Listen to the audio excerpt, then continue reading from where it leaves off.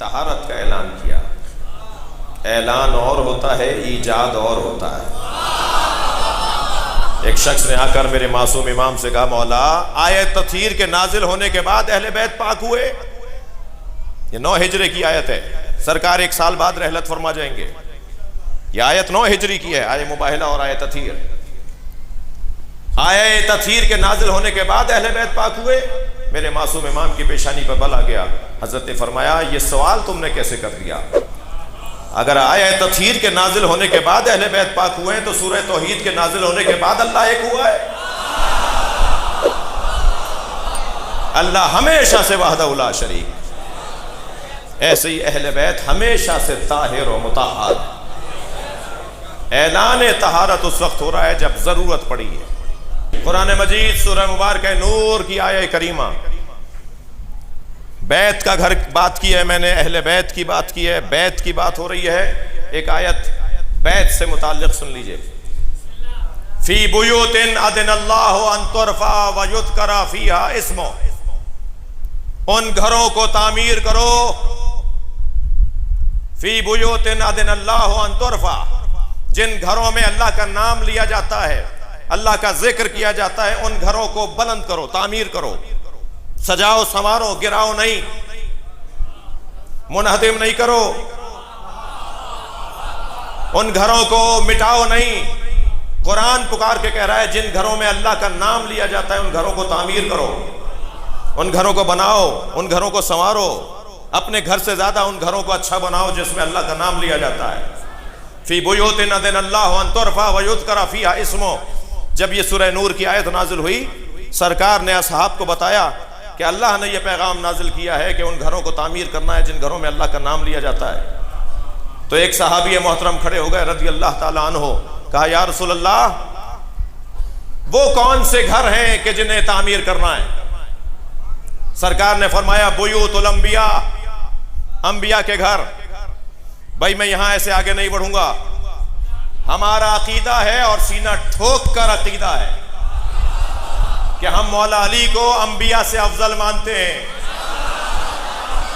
हमारे नबी के बाद अगर कायनात में कोई साहिब फजीलत है तो अली। हमारे पास दलाइल हैं, दलील सुनो। अब से 3 साल पहले माह मुबारक रमजान में एक टीवी चैनल पर यह बहस आ गई, हमारे एक आलिम दीन ने यह गुफ्तगू की तो फौरन शोर मचा और आपकी रावलपिंडी में एक FIR भी कट गई तौहीन अंबिया की। और FIR इस बुनियाद पे कटी, फिर तालिब रिजवी से कहूंगा कि ये जरा तहकीक तो कीजिए, एक ही थाना रावलपिंडी का FIR क्यों काटता है जी? तवज्जो है? आप क्यों परेशान हो रहे हैं? मेरा तो सवाल है। FIR कट गई कि जी जो ये कहेगा कि अली मौला अंबिया से अफजल हैं वो तौहीन अंबिया कर रहा है और उसमें तौहीन अंबिया की सजा लगेगी और FIR कटेगी। पहले तो मैं आपसे गुजारिश करूं, आपसे कहकर किसी और से कह रहा हूं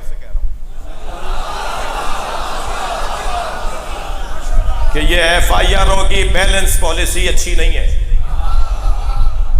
ये पाकिस्तान के हालात को मजीद बदतर और मजीद मुकद्दर करने की तरफ एक नामुनासिब और गैर मोतदिल अमल है। कंट्रोल करें। हमारा भी हाल आपको पता है, हम अगर बिकते हैं तो सिर्फ आज़ादारी के लिए बिकते हैं। हम सब कुछ कुर्बान कर देते हैं, सब कुछ दे देते हैं, हमारा सब ले लो, हम सिर्फ आज़ादारी के लिए। इस मुल्क में हमारा सिर्फ एक मुतालबा है, हमें रोने दो। ये जो जुलूस पर तबसरे होते हैं ना कि जुलूस नहीं निकलने दो, जुलूसों को रोका जाए, इसका सबब बता दूं? मेरे हमारे मिजाज में नहीं है बहुत ज़्यादा। अब भी मैं कल भी एक जगह गया था तो मैं अपने वो दोस्त भी जिन्होंने बुलाया था वो जानते हैं कि 10 दफ़ा बुलाने पे 1 दफ़ा टाइम निकाल पाता हूँ। बहुत छोटा सा ज़ाकिर हूँ और अपने खिताबत पर भी कोई मुझे भरोसा और एतबार नहीं है, यानी मैं एतमाद नहीं है, मैं ख़तीब भी बहुत अच्छा नहीं हूँ, लेकिन टाइम नहीं है तो बहुत शौक़ नहीं है कहीं आने जाने का। मगर एक दफ़ा ऐसे ही हम एक निशिस्त में थे तो बहस होने लगी कि ये जुलूस फ़लाँ रोड से गुजर कर फ़लाँ गली में जाएगा और फिर कुछ देर के बाद कोई 15-20 मिनट के बाद दोबारा रोड पर आ जाएगा। तो उस गली में रहने वालों में एक मुफ्ती साहब थे, वो कहने लगे हमारी गली में जुलूस नहीं आएगा।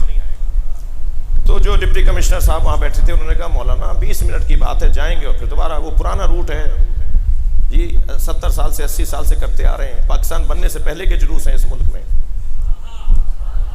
जब ये राजा बाजार का मसला हुआ था ना, उस वक्त भी ये ज़बानें चली थी जैसे अब चलने लगी हैं। तो उस वक्त में भी हमारे बुजुर्गों ने एक बड़ा हसीन जुमला कहा था, और वो जुमला ये कहा था कि ये बाजार नहीं था मगर जुलूस था। तो अगर तुम्हें किसी चीज को कहीं और ले जाना है तो बाजार ले जाओ, जुलूस नहीं जाएगा।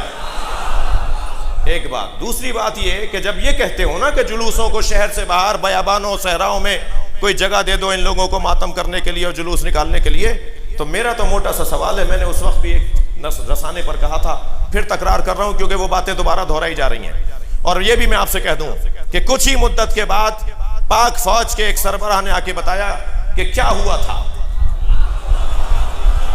जी, क्या हुआ था। खुद ही काले कपड़े पहनकर अपने मदरसे पे हमला कर रहे थे जी। और आज मैं आपको बशारत दे देता हूं कि ये जो 2 शिकायतें हमसे हुई हैं ना इस मुल्क के अंदर, एक इस्लामाबाद में और एक कराची में, तो आज मैं आपको बशारत देता हूं कि 2, 4, 5 साल से ज्यादा नहीं गुजरेगा वक्त कि सब पता चल जाएगा कि साजिश क्या थी। तुमने कल भी खुद बनाया, पूरा डिजाइन किया, पूरा माहौल बनाया और हमारे खिलाफ माहौल बना दिया, और अब भी तुमने खुद बनाया है और हमारे खिलाफ माहौल बना रहे हो। मैं मोटी सी बात करूंगा मेरे बयान की, इस्लामाबाद की आज आखिरी मजलिस है। खबरदार, अज़ादारी और तशय्यो 2 चीजों के नाम नहीं है। शियत और अज़ादारी एक ही चीज को कहते हैं। जब तुम अज़ादारी पर पाबंदी लगाने की बात कर रहे हो तो तुम सीधा सीधा कह रहे हो तशय्यो पे पाबंदी लगा दो। हम मदरसा नहीं बनाते, अलम लगाते हैं। थक कर नहीं सुनेंगे। हाँ, मदरसा बनाते हैं, कोई गलत फहमी ना हो, मदरसा बनाते हैं, मगर हम चप्पे चप्पे पे मदरसा नहीं बनाते, हम चप्पे चप्पे पे अलम लगाते हैं।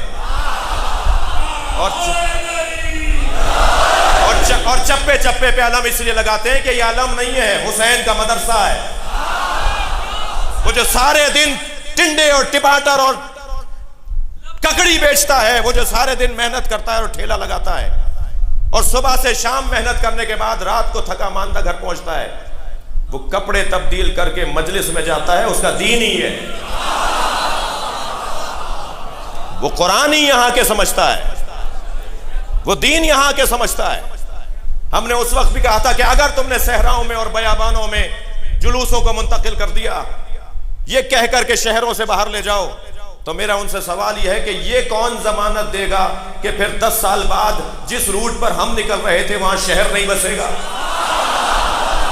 लब्बैक या हुसैन।